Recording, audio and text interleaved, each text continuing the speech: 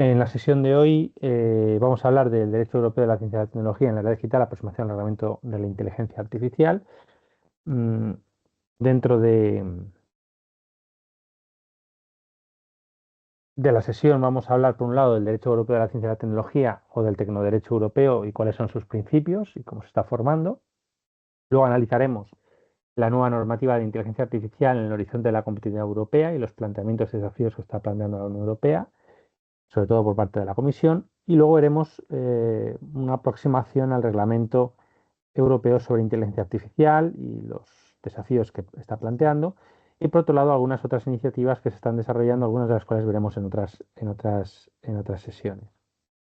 Bien, en cuanto al derecho europeo de la ciencia y la tecnología o tecnoderecho europeo y sus principios, tenemos que decir que cuando hablamos de derecho europeo de la ciencia y de la tecnología, estamos hablando de una rama del derecho o una nueva área del derecho que se está desarrollando, una nueva disciplina jurídica, que es de carácter multidisciplinar desde la perspectiva de las tradicionales áreas, en la medida en que integra eh, elementos, temas de derecho mercantil, de derecho civil, de derecho público, incluyendo el derecho administrativo, derecho constitucional, también cuestiones relativas a otras ciencias no jurídicas o otras disciplinas no jurídicas, en particular a la tecnología.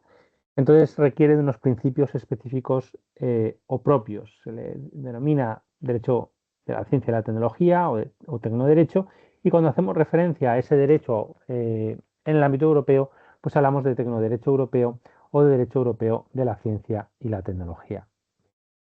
¿Qué principios lo pueden definir o podemos encontrar? Esto es una identificación de algunos de ellos o una enumeración de algunos de estos principios, puede haber más, pero son principios que se extraen o que podemos extraer de la normativa de la Unión Europea aplicable precisamente a este tecnoderecho europeo o a este derecho europeo de la ciencia y la tecnología.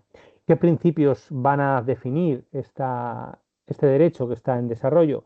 Por un lado, el principio de protección de la dignidad humana, como fundamento de la libertad, de la igualdad y de los derechos en los que se concretan la libertad y la igualdad. Ese principio de dignidad está orientando toda la regulación que se está desarrollando, tanto la regulación sobre datos, incluyendo el Reglamento General de Protección de Datos, el Reglamento de Libre Circulación de Datos No Personales, lo que son la ley de datos, lo que son la regulación de los nuevos espacios comunes de datos, incluyendo el nuevo reglamento sobre el espacio europeo de datos de salud, y también el reglamento de inteligencia artificial, el foco en el ser humano como centro y la protección de su dignidad. Muy ligado a esto, o vinculado al principio de dignidad, están los principios de prevención y precaución que toda la normativa o la regulación de la tecnología en la Unión Europea tiene muy presente, y que define la cultura europea frente a otros modelos, como el norteamericano, que es de más libre mercado y más desarrollo, mientras que el europeo es mucho más preventivo y regulatorio o intervencionista, precisamente por razones de seguridad y para proteger al ser humano, ¿no? Junto a estos principios tenemos también el de transparencia e integridad, que en la actividad científica y en el desarrollo tecnológico que está presente, sobre todo el del principio de transparencia en la regulación jurídica del propio reglamento de protección de datos. También lo tenemos en el reglamento de inteligencia artificial y lo estamos viendo en la jurisprudencia a la hora de resolver los conflictos que van surgiendo en el uso de los algoritmos y de otras tecnologías, como por ejemplo pone de manifiesto la reciente sentencia del Tribunal Supremo de la Sala Tercera en el caso Bosco, eh, sobre la posibilidad de solicitar vía transparencia el acceso al código fuente de los algoritmos. Junto a estos principios, también el principio de innovación regulatoria es un principio novedoso, interesante, en la medida en que se trata de actualizar y de desarrollar el derecho o la normativa de una forma innovadora. Hay diferentes propuestas, ahora veremos posteriormente alguna que se hace en el ámbito de la OCDE, pero fundamentalmente en la Unión Europea esta innovación regulatoria se ha manifestado en dos ámbitos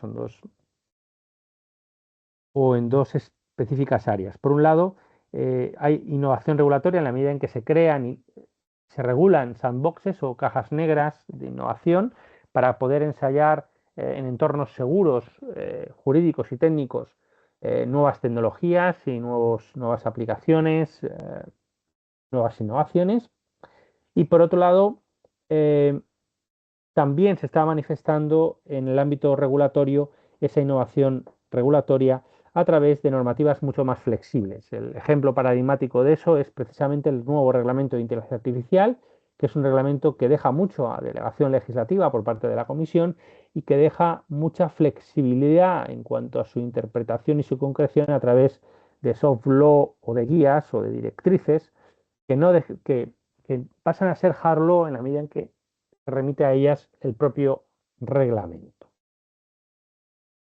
Junto a ese principio de innovación regulatoria que estamos viviendo y que vamos a ver muchos aspectos del mismo conforme avance el derecho europeo de la ciencia y la tecnología, tenemos el principio de neutralidad tecnológica que debe regir este derecho, como comentamos ayer este principio ya, y vimos que el principio de neutralidad tecnológica quiere decir que el legislador europeo debe ser neutral a la hora de regular las tecnologías, con carácter general, porque evidentemente hay que la preservación de la dignidad humana y de otros valores y otros bienes jurídicos dignos de protección y otros derechos, ¿no? Como vinculados al derecho al medio ambiente, el derecho al patrimonio histórico artístico, etcétera, pueden hacer que se incentiven aquellas tecnologías que sean más amigables con el medio ambiente, más respetuosas con los derechos y libertades fundamentales, más respetuosas con el patrimonio histórico artístico, menos costosas en energía. Por tanto, el principio de neutralidad tecnológica sí con carácter general, pero cuidado porque pueden haber algunos principios o bienes jurídicos que lo hagan en ponderación, hagan decaer ese principio de neutralidad tecnológica. Y luego tenemos la libre circulación, ¿no? La libre circulación como quinta libertad, algunos autores, como Roberto Cipitani, que es uno de los grandes investigadores sobre el derecho europeo de la ciencia y la tecnología, postulan como la quinta libertad la libertad académica o libertad de investigación científica, que es muy importante para el desarrollo tecnológico, ¿no? Se puede ver esa libertad de investigación científica reconocida en los tratados y reconocida en la normativa europea, no deja de ser un derecho fundamental que está reconocido además en las constituciones de los Estados miembros, bien de forma explícita o de forma implícita, como la nuestra, la libertad de investigación dentro de la libertad de cátedra, pero también se puede considerar esa quinta libertad no sería tanto la libertad de investigación como la libre circulación de datos, ¿no? Que es lo que les postulo ahí. En cualquier caso, la libre circulación de datos, que son muy necesarios para el desarrollo tecnológico, sobre todo teniendo en cuenta que es el uso de Big Data, de grandes cantidades de datos, lo que permite la eficiencia del desarrollo tecnológico de las propias tecnologías y de los algoritmos y, en definitiva, de que los sistemas de inteligencia artificial puedan servir tanto como sistemas auxiliares como sistemas de toma de decisiones autónomos. Necesitamos grandes cantidades de datos y para realizar análisis de grandes cantidades de datos en cualquier sector sin duda necesitamos regular adecuadamente la libre circulación de datos. La libre circulación de datos está ya como principio en el Reglamento General de Protección de Datos de Carácter Personal, está desde luego en el Reglamento de Libre Circulación de Datos, haciendo referencia a los datos de carácter no personal, que son todos aquellos datos que no permiten la identificación de una persona cuando la identifican y que por exclusión, por tanto, aquello que no es dato personal o dato de carácter personal porque identifica o permite identificar a una persona, sería dato de carácter personal y hay libre circulación de los mismos en el ámbito europeo. Podemos usarla como quinta libertad.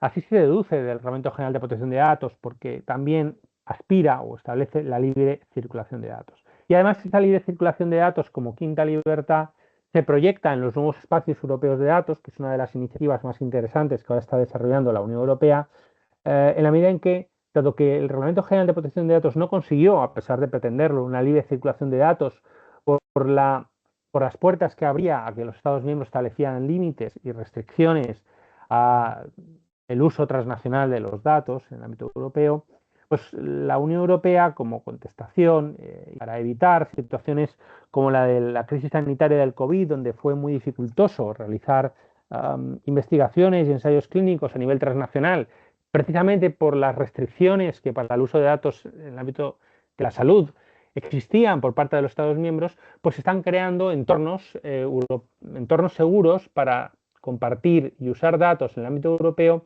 en lo que se denominan los espacios europeos comunes de datos. El primero de ellos, y el que primero ha sido regulado, es el Espacio Europeo de Datos de Salud a través del el nuevo reglamento del Espacio Europeo de Datos relativos a la salud, ¿no? Por tanto, Estamos en la libre circulación de datos, estamos desarrollando la libre circulación de datos también como un principio que está informando toda la normativa que se está desarrollando en la Unión Europea y que es esencial para el propio desarrollo tecnológico, para el propio uso de las tecnologías y por tanto es un principio que va a orientar el derecho europeo de la ciencia y la tecnología y el tecnoderecho. Si estos son los principios, o algunos de ellos, que guían el derecho europeo de la ciencia y la tecnología, claro, podemos considerar que son principios específicos del derecho científico-tecnológico europeo, que serían distintos, en cambio, si nos fuéramos a un derecho norteamericano o a un derecho chino en relación a la ciencia y la tecnología o el tecnoderecho en esos ámbitos, ¿no? Son principios, por otro lado, que deben definir todo el derecho europeo de la ciencia y la tecnología, dentro del cual podemos encontrar el derecho de la inteligencia artificial, el derecho de datos y otros, ¿no?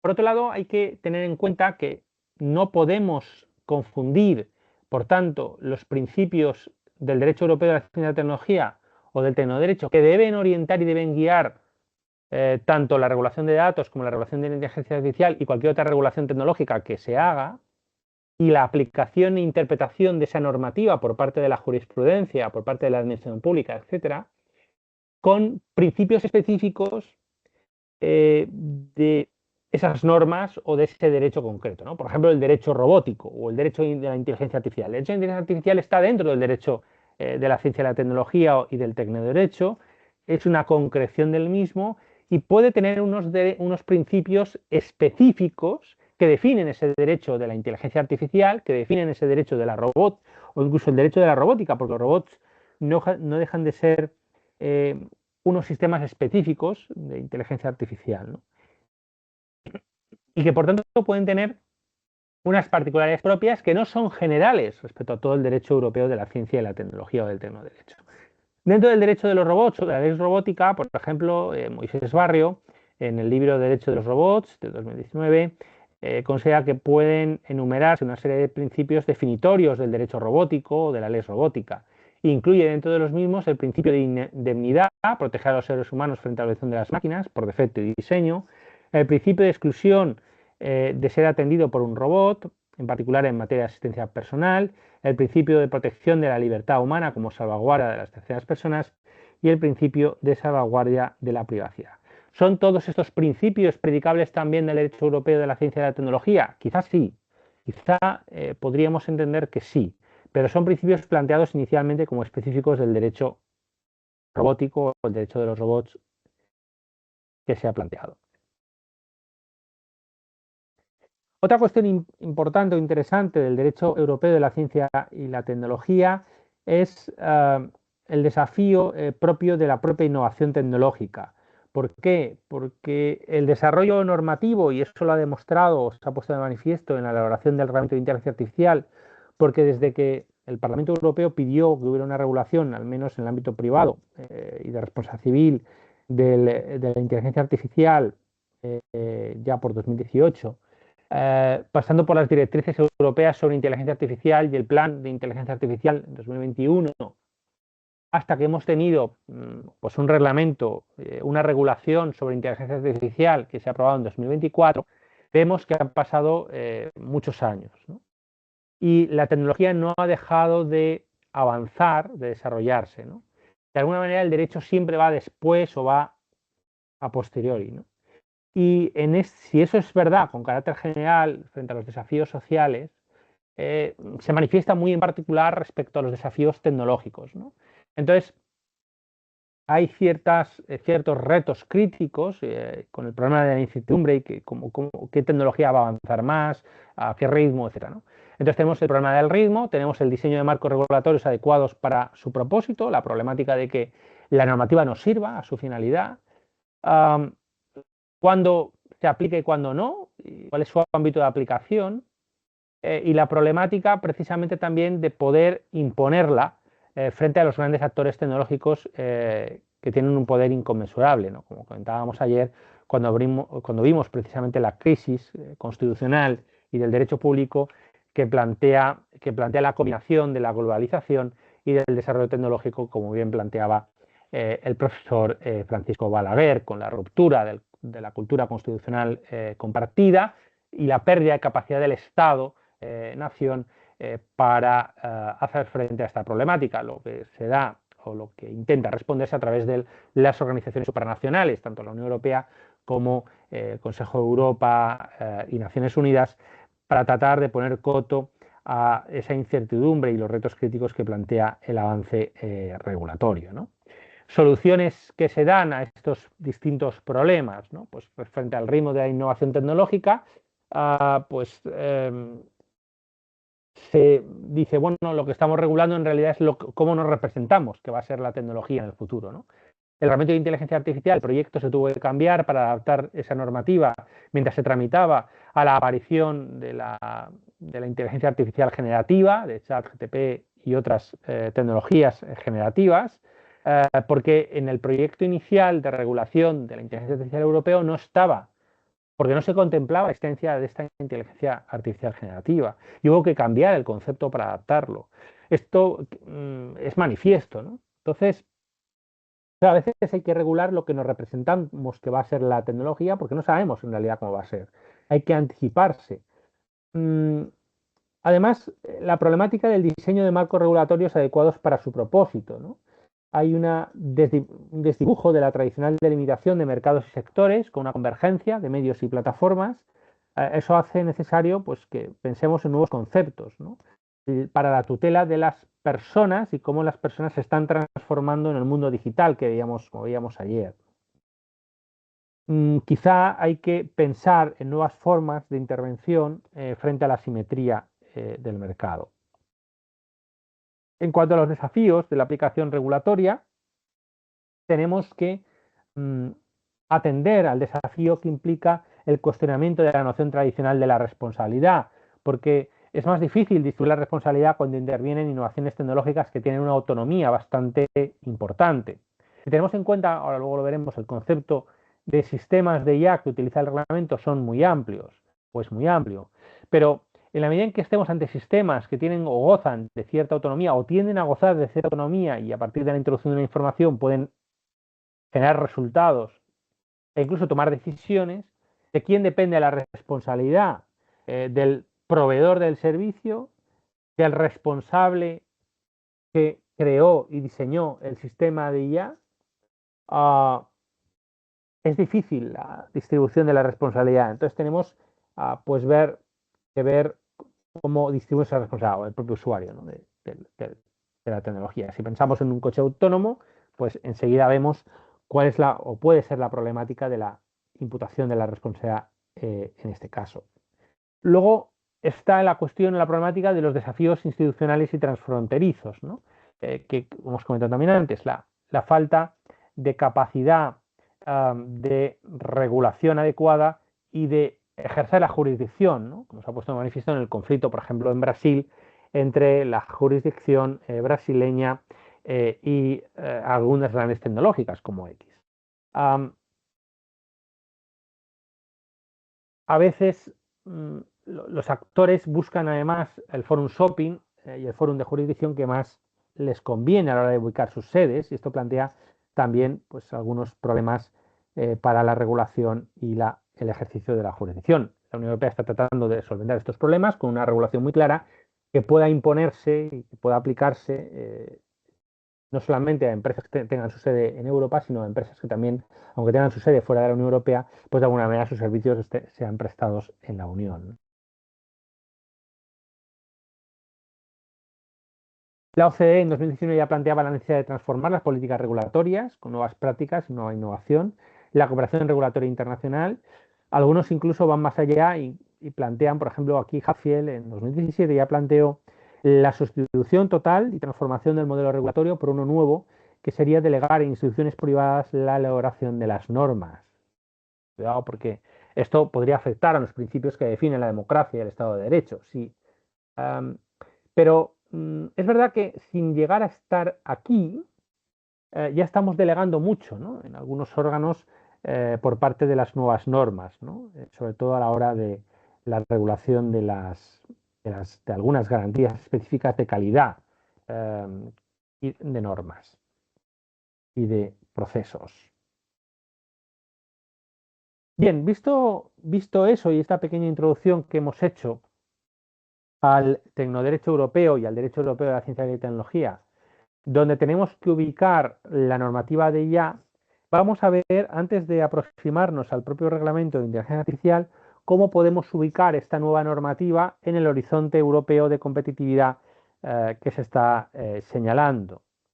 El año pasado, en septiembre de 2024, el informe Draghi, ahora tenemos que Draghi pues está de nuevo en este año actualizándolo y haciendo hincapié en la necesidad de una mayor competitividad, pero ya en el informe de 2024, el futuro de la competitividad europea, señalaba que la inteligencia artificial era una oportunidad para Europa, para la Unión, de reducir la brecha innovadora que tiene con Estados Unidos y con China, además de profundizar en la descarbonización y fomentar la competitividad europea, a su vez que se fortalecía la seguridad, porque considera que es una revolución disruptiva que pues, supone una auténtica oportunidad generacional, ¿no? Ahora bien, esa revolución que implica la inteligencia artificial en Europa necesita de un aumento de la inversión en I+D, así porque, a diferencia de nuestros socios competidores americanos,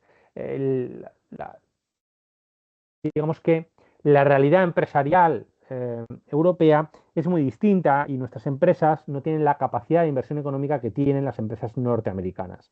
Para poder competir con ellas en esta materia de inteligencia artificial, por tanto, necesitaríamos de una cooperación público-privada y una intervención pública importante en materia de inversión. Junto a ello, el otro requisito necesario sería, se señala en el informe, el incremento de las habilidades y formación en tecnologías, de las habilidades digitales, cosa que ya estaba o se ponía de manifiesto en los planes europeos, por ejemplo, a través de Next Generation y otros fondos europeos, ¿no? El aumento de las capacidades y habilidades digitales de la sociedad europea, porque tenemos en realidad un problema muy acusado de falta de retención de talento y falta de atracción de talento foráneo, ¿no? Frente a nuestros precisamente socios competidores norteamericanos que sí que tienen esa capacidad de retención y de atracción de talento externo. Por eso, en la Cumbre de Acción sobre la Inteligencia Artificial de París, de 11 de febrero de 2025, von der Leyen señaló la necesidad de movilizar 200.000 millones de euros de inversión en inteligencia artificial, con ese enfoque europeo de cooperación público-privada, apertura y cooperación al talento. Se han puesto muchas iniciativas en marcha en ese ámbito para fomentar el desarrollo competitivo europeo, con la iniciativa GenAI 4EU para el apoyo de nuevos casos de uso en varios ecosistemas industriales.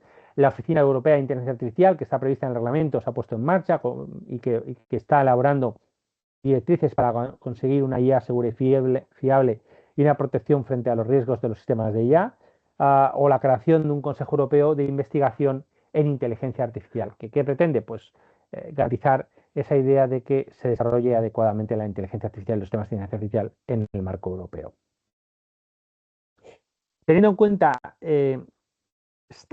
esta ubicación o este planteamiento de cómo queda la normativa de la Unión Europea en materia de inteligencia artificial en el contexto de la competitividad europea y por qué es tan necesario tener un marco regulatorio seguro y adecuado, pero a cada vez permita el desarrollo tecnológico con sistemas de IA, vamos a ver una pequeña aproximación al reglamento europeo sobre inteligencia artificial.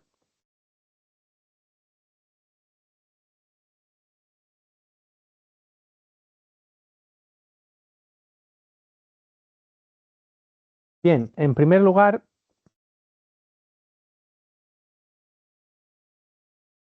tenemos que considerar que el reglamento de inteligencia artificial de 2024 ya ha entrado en vigor, pero pospone, aunque se ha publicado en el diario oficial y ha entrado en vigor, pospone su vigencia o pospone su aplicabilidad a momentos posteriores, con una especie de vacatio legis bastante amplia de forma progresiva, estableciendo diferentes tipos de plazos. El primero que se ha cumplido es el de 2 de febrero de 2025 y ya son aplicables la definición de sistemas de IA y algunos casos de uso prohibido. Y se va a ir siendo aplicable de forma progresiva en los próximos años. La Comisión Europea ya ha publicado unas directrices sobre la definición de sistemas de IA que pueden ayudar a entender cuál es el concepto, y también unas directrices sobre prácticas prohibidas de IA, también para desarrollarlos el concepto de las prácticas prohibidas. Bien,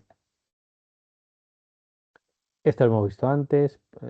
A saltar. El Reglamento Europeo sobre Inteligencia Artificial, ¿qué características tiene? Tiene las siguientes características fundamentales. Por un lado, conforme al principio de protección de la dignidad, que era uno de los principios que regía el derecho europeo de la ciencia y la tecnología, pone la protección de la dignidad, pone al ser humano en el centro. Y es una regulación basada en el riesgo desde la perspectiva del ser humano y de la protección del ser humano y su dignidad. El riesgo se mide en función de la probabilidad de daño y la intensidad del daño, ¿no?, que puede causar. ¿A quién? Al ser humano. Cuando algunos sistemas de IA tienen un riesgo tan elevado que se considera inaceptable para el ser humano, se prohíben, ¿no?, cuando el riesgo es inaceptable. Cuando el riesgo es alto, pues hay una regulación fuerte.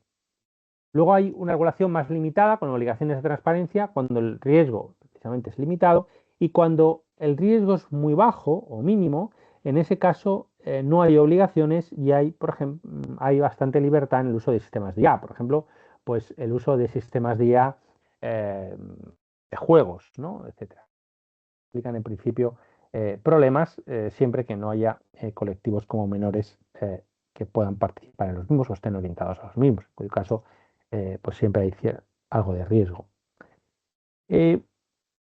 Ahí tienen la pirámide del riesgo elaborada por la Unión Europea. Eh, ¿Qué pasó con el reglamento, ¿no? ¿Qué ha pasado con el texto del reglamento? Hubo una propuesta inicial por parte de la Comisión Europea, tuvimos unas posiciones por parte del Consejo y por parte del Parlamento distintas. El Parlamento Europeo era mucho más garantista de los derechos y mucho más limitador. El Consejo Europeo tenía otra aproximación. Finalmente hubo que negociar y se llegó a un acuerdo en el denominado trílogo, que formaron la Comisión, el Parlamento y el Consejo.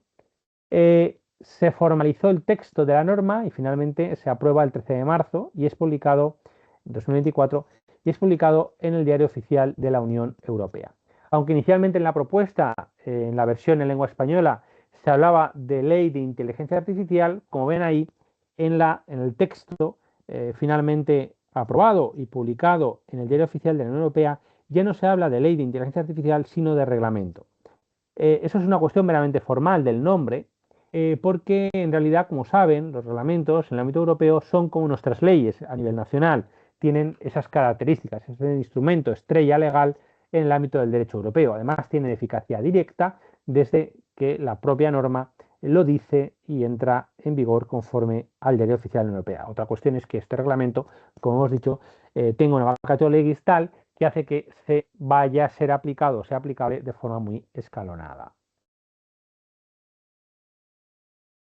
Y otra cosa importante, en principio, cuando se habla de derecho a la Unión Europea, se distingue fundamentalmente entre reglamentos y directivas, porque las directivas son normas que establecen obligaciones de resultado y que requieren una transposición de los Estados miembros en un plazo determinado y, por tanto, la publicación de normativa interna, mientras que los reglamentos se suele decir que, en la medida en que son normas armonizadas, directamente aplicables en los Estados miembros, una vez estén vigentes conforme a la propia norma, no requieren de transposición, no requieren tal. Eso es verdad con carácter general, pero hay que decir que últimamente y recientemente muchas normas de carácter reglamentario en el ámbito europeo y por tanto con esa naturaleza legal comparativamente con nuestras leyes internas, sí que requieren desarrollo, ¿no? El primer gran ejemplo ha sido el Reglamento General de Protección de Datos, que requirió desarrollo normativo a nivel interno por la flexibilidad y las cláusulas abiertas que establecía para los Estados miembros, y que eso fue objeto de desarrollo por parte de nuestro legislador a través de la Ley Orgánica de Protección de Datos y Garantía de Derechos Digitales de 2018, ley que comentamos justo ayer en la sesión 3, cuando hablamos de los derechos y principios digitales, y que es una ley que usa el legislador español no solamente para desarrollar el Reglamento General de Protección de Datos, sino además para reconocer y garantizar los derechos digitales. Pero es una norma que sin duda desarrolla de alguna manera también el Reglamento General de Protección de Datos. Bueno, pues otro ejemplo paradigmático de estas normas, que son reglamentos, pero que requieren de cierto desarrollo, es el Reglamento Europeo de Inteligencia Artificial. Es verdad que aquí no se deja ese margen a los Estados miembros que deja el Reglamento General de Protección de Datos, sino que lo que se hace es una delegación muy importante a la Comisión Europea a través de las directivas, a través, perdón, de las directrices que tiene que elaborar. Pero sí hay también remisiones a los Estados miembros que van a tener sus propias oficinas de inteligencia artificial, que van a tener un papel muy importante también en este ámbito, con lo cual es una norma muy abierta y muy flexible. ¿Cuáles son los objetivos del reglamento de inteligencia artificial?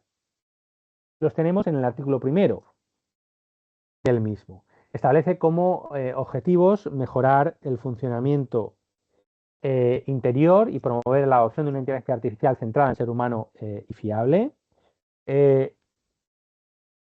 Garantizar un elevado nivel de protección de la salud, la seguridad y los derechos fundamentales consagrados en la Carta. Por tanto, menciona a la salud, hace mención a la seguridad y hace mención a los derechos fundamentales de la Carta. En particular, además, la democracia, el Estado de Derecho y la protección del medio ambiente frente a los efectos perjudiciales de los sistemas de IA. Además, pretende brindar apoyo a la innovación y el reglamento establece para ello que pues, unas normas armonizadas para la introducción en el mercado, la puesta en servicio y la utilización de sistemas. Hay que tener en cuenta muy importante esto porque vamos a ver que el ámbito de aplicación del reglamento no es tan general como pudiera parecer al principio.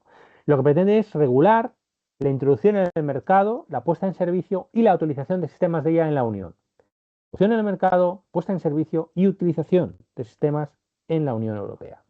Además, establece las prohibiciones de determinadas prácticas de IA, unos requisitos específicos para los sistemas de alto riesgo y obligaciones para los operadores de los mismos.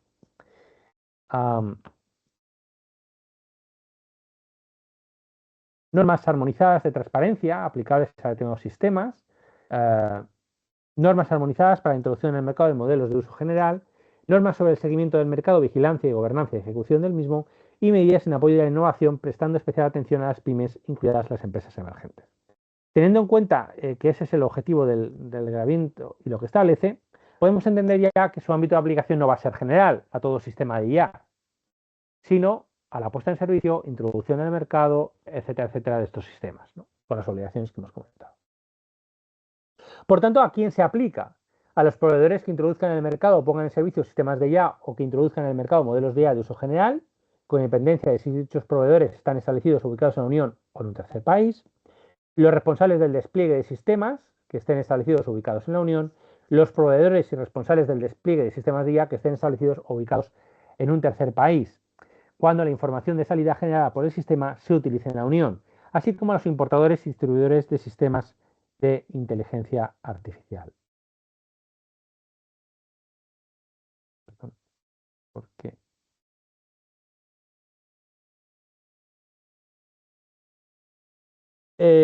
Si hemos visto ese ámbito de aplicación y lo que queda dentro del reglamento de inteligencia artificial, claro, podemos entender fácilmente que va a haber exclusiones, sin duda. ¿Qué queda fuera del reglamento? Bueno, es que hay exclusiones explícitas, ¿no? Por ejemplo, quedan fuera del ámbito de aplicación del reglamento, porque quedan fuera del ámbito de aplicación del derecho de la Unión, las competencias de los Estados en materia de seguridad nacional. Por tanto, el uso de sistemas de IA en el ámbito europeo por parte de quienes tengan la competencia en el ámbito estatal en materia de seguridad nacional queda excluido del ámbito de aplicación del reglamento, ¿no? Estamos hablando de los servicios secretos, pero también estamos hablando, evidentemente, es decir, de los servicios de inteligencia nacionales. Estamos hablando también de las fuerzas y cuerpos de seguridad del Estado que tengan atribuidas competencias en materia de seguridad nacional. Eso queda fuera del ámbito de aplicación del reglamento, por tanto, el uso de esos sistemas, ¿no? Y a medida que queda fuera del ámbito de aplicación del reglamento, es evidente que fuera de las prohibiciones, por tanto, no hay prohibiciones que afecten al uso de estos sistemas en el ámbito de la seguridad nacional. Queda fuera también la introducción, puesta en servicio o utilización de sistemas de IA con fines exclusivamente militares, defensa o seguridad nacional. No hacía falta poner ahora la seguridad nacional porque ya sabíamos que estaba fuera. Pero cuando se utilicen exclusivamente con fines militares de defensa o de seguridad nacional también quedarán fuera. ¿Por qué exclusivamente? Porque si se utilizaran tanto para fines militares o de defensa o de seguridad nacional y para otros fines, por ejemplo, orden público o protección de seguridad pública, ahí sí se aplicaría el reglamento. Por tanto, para quedar excluidos tiene que ser con fines exclusivos en estos ámbitos competenciales. Tampoco se aplica a autoridades públicas de terceros países ni a las organizaciones internacionales cuando dichas autoridades u organizaciones utilicen sistemas de IA en el marco de acuerdos de cooperación internacional con fines de aplicación de la ley y cooperación judicial con la Unión o con uno o varios estados. Es curiosa esta exclusión en la aplicación de la ley, que permite, evidentemente, la exclusión de la aplicación del reglamento en el caso del uso de sistemas de IA por parte de organizaciones internacionales y autoridades públicas de terceros países para la protección de la seguridad pública o el orden público y para fines policiales, cuando esta exclusión no se aplica a los Estados miembros. Es verdad que está condicionada a la existencia de acuerdos de cooperación internacionales, pero evidentemente nadie se escapa que existen ya esos acuerdos en materia de Interpol, etcétera, ¿no? Por tanto, esos acuerdos van a poder contemplar el uso de sistemas de IA y se van a poder utilizar en el ámbito europeo, mientras que nuestra policía no lo puede hacer, salvo que trabaje en el ámbito de Interpol, Europol, etc. Otra exclusión importante que hay que señalar es la de sistemas o modelos de IA, incluida su información de salida, desarrollados y puestos en servicio específicamente con la investigación y el desarrollo científicos como única finalidad. Por tanto, si los sistemas se han puesto en servicio únicamente para investigar y desarrollar tecnología, no se aplicaría el reglamento cuando la finalidad única, esto es, exclusiva, sea la de realizar investigación o desarrollar tecnología. Tampoco se aplica, eso lo dice el 2.6, tampoco se aplica conforme al 2.8 a ninguna actividad de investigación, prueba o desarrollo relativa a sistemas o modelos de IA antes de su introducción en el mercado o puesta en servicio. Por tanto, a estas actividades de investigación, prueba o desarrollo no se le aplicará el reglamento, excepto una excepción, las pruebas en condiciones reales. Por tanto, a las pruebas, aunque sean de investigación o desarrollo tecnológico en condiciones reales, es decir, con seres humanos o con datos de seres humanos, sí, en tiempo real, porque puede ser en otro ámbito, en condiciones reales, en ese caso sí se aplicaría el reglamento.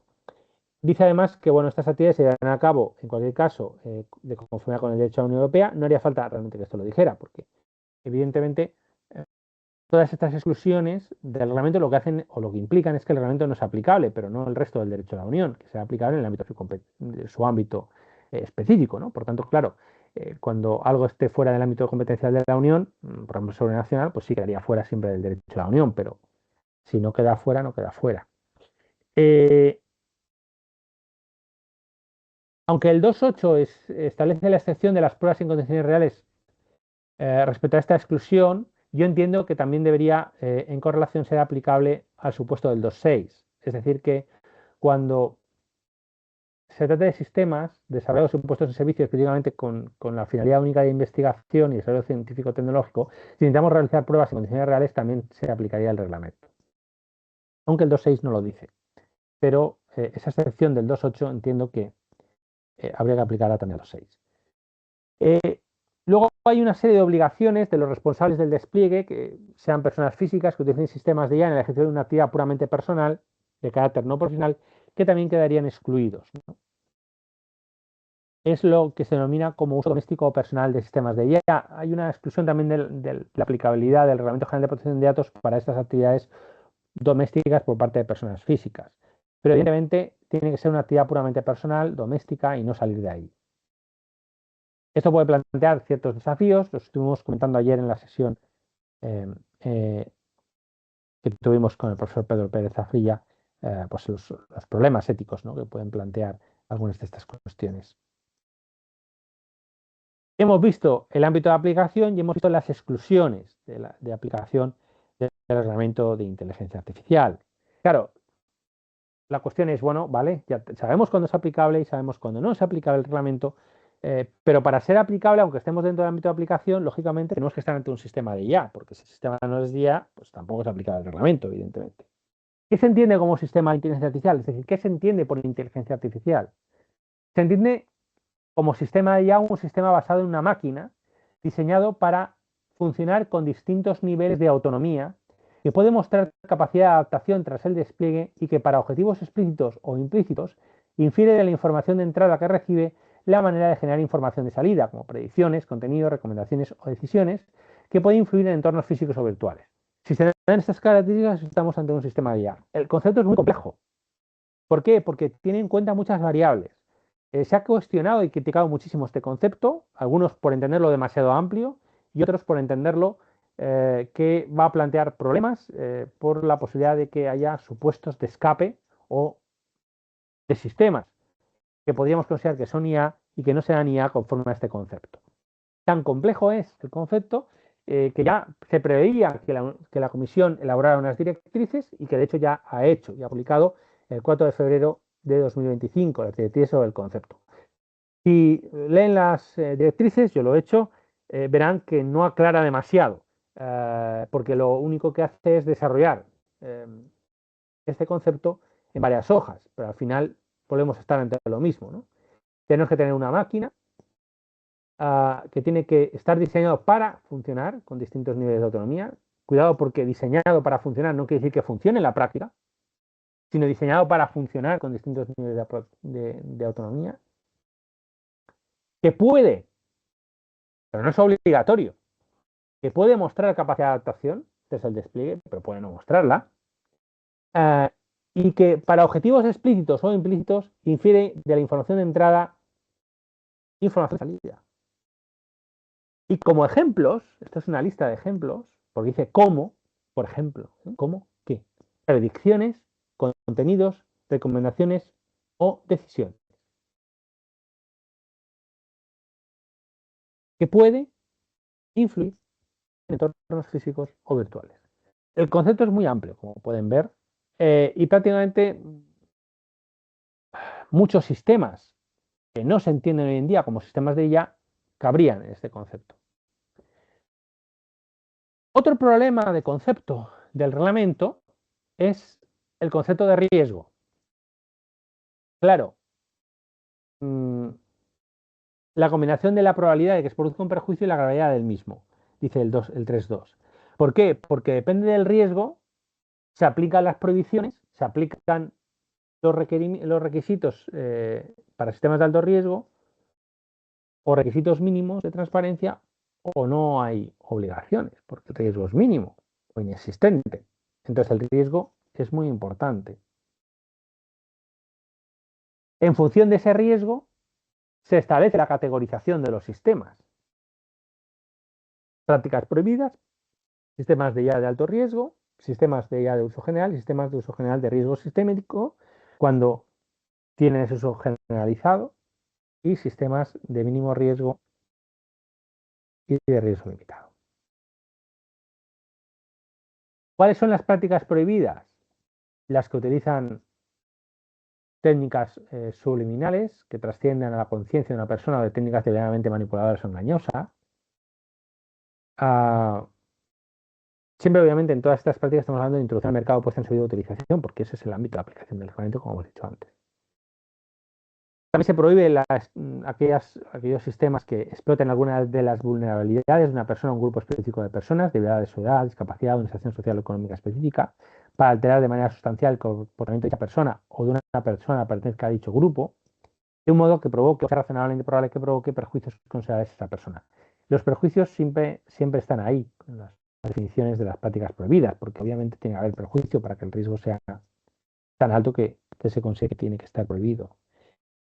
También está prohibido la realización de evaluaciones de riesgo de personas físicas con el fin de evaluar o predecir la probabilidad de que una persona física cometa una infracción penal, basándose únicamente en la evaluación de perfil de una persona física o en la evaluación de rasgos y características de esta personalidad. Cuidado, porque esta prohibición no se aplica a los sistemas de IA utilizados para apoyar la evaluación humana de la implicación de una persona en una actividad delictiva, que se base en hechos objetivos y verificables directamente relacionados con una actividad delictiva. También se prohíben aquellos sistemas que se introduzcan al mercado puesta en servicio de utilización que creen o amplíen bases de datos de reconocimiento facial, que creen o amplíen. Por tanto, las bases podrían estar ya antes de la aplicabilidad del reglamento. Recuerden que las prácticas de IA prohibidas ya empiezan a ser aplicables. Pero la creación de nuevas o la ampliación de bases de datos existentes de reconocimiento facial mediante la extracción no selectiva de imágenes faciales de Internet o de circuitos cerrados de televisión estaría prohibida. Ya les puede surgir aquí alguna duda. ¿Qué ocurre con la actividad de personas físicas puramente doméstica? Eh, Está excluida del ámbito de aplicación del reglamento. Por tanto, cabría la creación de una base de datos doméstica de reconocimiento facial a través de la extracción de imágenes faciales de un circuito cerrado de televisión en el ámbito doméstico. Aquí les dejo la pregunta para que reflexionen. Pero la creación o ampliación de bases de datos de reconocimiento facial mediante la extracción no selectiva de imágenes faciales de Internet o de circuitos cerrados de televisión en principio está prohibida. Para inferir, obviamente tienen que ser sistemas que se introduzcan en el mercado, se pongan en servicio o se utilicen con ese fin, ¿no? Porque ya sabemos que el desarrollo del sistema o la inversión con el mismo, salvo que sea necesario su ensayo en condiciones reales, queda fuera del ámbito de aplicación del reglamento. Por tanto, el desarrollo de estos sistemas, no para introducirlos en el mercado europeo, no para ponerlos en servicio, no para su utilización en Europa, sino para su exportación y venta y su utilización en otros ámbitos estaría permitida. También, por supuesto, para su utilización con fines militares, de defensa o de seguridad nacional en la Unión Europea. También está prohibido pues, sistemas que se introduzcan en el mercado, se pongan en servicio o se utilicen para inferir las emociones de una persona física en los lugares de trabajo y en los centros educativos, excepto cuando el sistema ya esté destinado a ser instalado o introducido en el mercado por motivos médicos o de seguridad.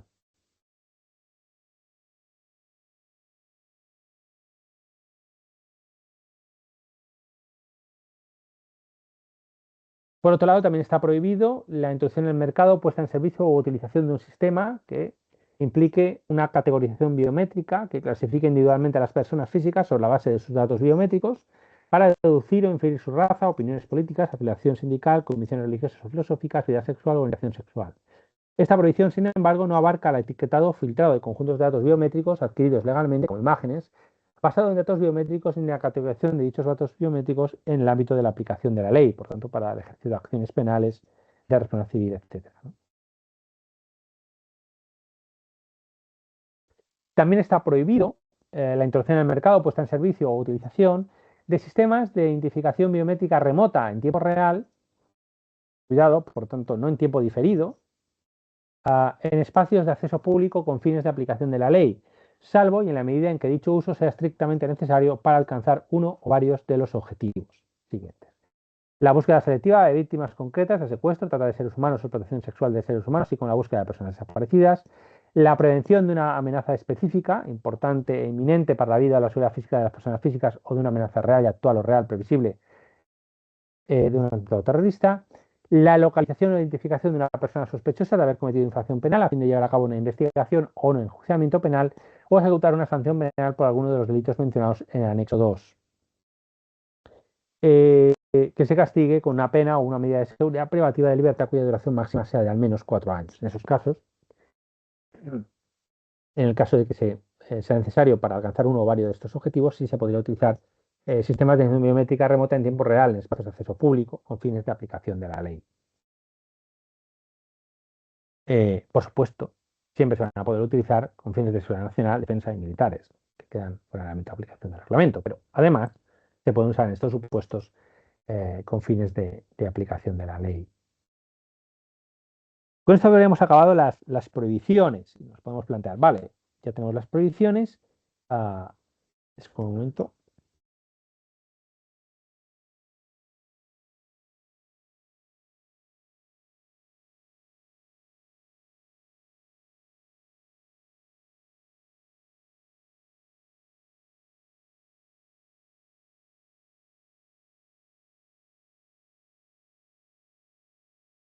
¿Cuáles son las prácticas de alto riesgo? Se considera una práctica de alto riesgo y por tanto se va a someter a unas obligaciones importantes. otra vez volvemos a hablar de lo mismo, la introducción en el mercado, la puesta en servicio, es decir, el uso, ¿no? También. Sistemas de IA en el ámbito europeo. Por tanto, siempre estamos hablando de eso, no del desarrollo, no de la investigación, porque eso queda fuera en tiempo real, en condiciones reales. Dice el 6.1 que es cuando son prácticas de alto riesgo, cuando el sistema de IA esté destinado a ser utilizado como componente de seguridad de un producto que entre en el ámbito de aplicación de los actos legislativos de armonización de la Unión Europea, que se enumeran en el anexo 1, o que el propio sistema de IA sea uno de dichos productos. El producto de que el sistema de IA sea componente de seguridad con arreglo a la letra A o el propósito del sistema de IA como producto deba someterse a una evaluación de conformidad realizada por un organismo independiente para su homologación. Y los propios sistemas de IA contemplados en el anexo 3. Cuidado porque aunque aquí, si nos fijamos en los anexos, se introducen muchos ejemplos de sistemas de IA que pueden ser considerados de alto riesgo, ¿no? En el ámbito educativo, en el ámbito de la publicidad, etcétera. Tenemos que tener en consideración que un sistema de IA, aunque esté aquí dentro de los anexos, no se considera de alto riesgo si no plantea un riesgo importante de causar un perjuicio a la salud, la seguridad o los derechos fundamentales de las personas. En particular, no influir sustancialmente en el resultado de la toma de decisiones. Por tanto, aunque a priori pudiéramos considerar que el sistema podría ser potencialmente de alto riesgo por entrar dentro del 6.1 vía anexos, lo cierto es que si no genera un alto riesgo, porque no se considera que hay un riesgo importante en su uso, puesta en servicio o uso en mercado, no será una práctica de IA de alto riesgo. Es decir, que la evaluación del riesgo es muy importante. ¿Por qué? Porque si efectivamente el sistema implica una práctica de alto riesgo, se somete a unas obligaciones relevantes. Y si no, pues no. ¿Qué obligaciones tiene si el sistema es de alto riesgo? Pues una obligación de implementar, es decir, establecer, implantar, documentar, mantener un sistema de gestión de riesgos con una actualización y revisión periódica que está regulado en el artículo 9 del RIA. Además, claro, eso puede implicar la necesidad de realizar evaluaciones de impacto en materia de derechos fundamentales, aunque las evaluaciones de impacto en materia de derechos fundamentales solamente se establecen en el reglamento de inteligencia artificial para las autoridades públicas y para las entidades bancarias y las compañías de seguros en el ámbito de la concesión de préstamos, en el caso de los bancos, o en el ámbito de la concesión de seguros de salud, seguros de vida, etcétera, en el caso de las compañías de seguros. Y el resto de empresas privadas, aunque realicen prácticas de alto riesgo de IA, no están sometidas a la evaluación de impacto en materia de derechos fundamentales. Pero yo entiendo que la evaluación de impacto en materia de derechos fundamentales sería importante precisamente para poder valorar el riesgo del sistema. Luego tenemos una regulación específica que se ha introducido también en el 51 y siguientes para los sistemas de IA de uso general y de riesgo sistémico, que pueden afectar a la mayoría de las personas. Luego tenemos también una mención al Código de Buenas Prácticas y la Oficina de la Inteligencia Artificial. La Oficina de Inteligencia Artificial, que se ha creado el 24 de enero de 2024, pues va a fomentar y facilitar la elaboración de códigos de buenas prácticas a escala de la Unión a fin de contribuir a una correcta aplicación del reglamento. Esta oficina europea va a tener en cuenta los planteamientos internacionales que se hagan en materia de inteligencia artificial y vamos a tener, además de una oficina europea, una oficina en cada uno de los estados. En la Unión Europea también es una oficina de inteligencia artificial que se ha situado en La Coruña, en España. Hemos visto una panorámica del reglamento, porque evidentemente profundizar en cada una de las cuestiones que hemos apuntado requeriría de una mayor profundización, pero hemos hecho una panorámica y aproximación del reglamento y de algunos de los problemas y desafíos que se plantea, que yo señalaría fundamentalmente desde la perspectiva del concepto de inteligencia artificial y el ámbito de aplicación del reglamento y sus exclusiones, y luego el propio concepto de riesgo. Por tanto, concepto de inteligencia artificial, concepto de riesgo, porque si no hay riesgo, si no hay inteligencia artificial y no hay riesgo, no es lo mismo, ¿no? Tiene que haber inteligencia artificial, tiene que haber riesgo, y en función del riesgo aplicamos unas normas u otras, ¿no? Y luego además tiene que estar dentro del ámbito de aplicación del reglamento, porque si no está dentro del ámbito de aplicación del reglamento no se aplica. ¿Y qué se hace entonces? ¿No? Si tenemos un sistema de IA que está o que queda fuera del ámbito de aplicación del reglamento, pues lógicamente aplicamos principios éticos. Entonces, sería importante tener en cuenta las directrices éticas que ha elaborado la Unión Europea en materia de inteligencia artificial. Otras iniciativas que se están poniendo en marcha en materia de inteligencia artificial y que son importantes y tenemos que considerar, pues algunas las he mencionado ya, ¿no? El desarrollo de los espacios de datos comunes europeos a través de la Estrategia Europea de Datos. El primero de ellos, pero se espera que puedan haber hasta 14 espacios comunes europeos de datos, es el Espacio Europeo de Datos de Salud. Su objetivo es ayudar a las personas a controlar sus propios datos sanitarios, apoyando su uso para la mejora de la prestación de asistencia sanitaria y además también la investigación, ¿no? Ya tenemos un reglamento relativo al Espacio Europeo de Datos de Salud. Si les interesa, pues en el canal de YouTube de la Cátedra de Llamonet tenemos algunos vídeos sobre el Espacio Europeo de Datos de Salud. Y además, en el marco de otro proyecto, en el marco del módulo Llamonet sobre empoderando a las personas en el Espacio Europeo de Datos de Salud, estamos desarrollando también actividades específicas relativas al Espacio Europeo de Datos de Salud. Entre ellos, hemos hecho ya un curso de extensión universitaria, hemos hecho también un curso de verano sobre el Espacio Europeo de Datos de Salud y haremos próximamente otro curso de extensión universitaria y un MOOC tendrá carácter gratuito sobre el espacio europeo de datos de salud, con lo cual les invito, si están interesados en esta temática específica, que es muy concreta, a participar en esas actividades. Pero no es el único espacio europeo de datos de salud, porque se van a crear hasta 14 espacios comunes de datos europeos, incluyendo también un espacio europeo de datos industriales, espacio europeo de datos relativos a Pacto Verde, medio ambiente, datos de movilidad y transporte, datos financieros, datos de energía, datos agrarios, datos de relaciones públicas, datos sobre cualificaciones del sistema educativo y formación profesional, datos de investigación, datos de turismo, datos relativos a la construcción, datos de comunicación y datos de patrimonio cultural. Y sin duda va a haber más. ¿Qué debemos entender por espacios europeos de datos y entornos seguros de datos? Van a ser entornos o espacios donde se va a poder acceder a todos esos datos a nivel supranacional. No quiere decir que se cree una base de datos, cuidado, europea, sino que a partir de puntos de contacto se podrá acceder, las administraciones públicas y las empresas interesadas que cumplan una serie de requisitos, podrán acceder para el análisis y utilización de estos datos con fines de investigación, de provisión de servicios, de mejora de productos, etcétera, ¿no?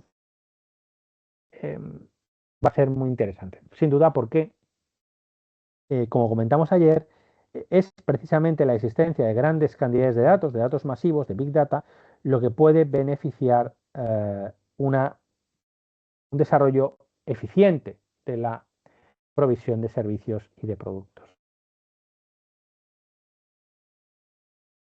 Bien,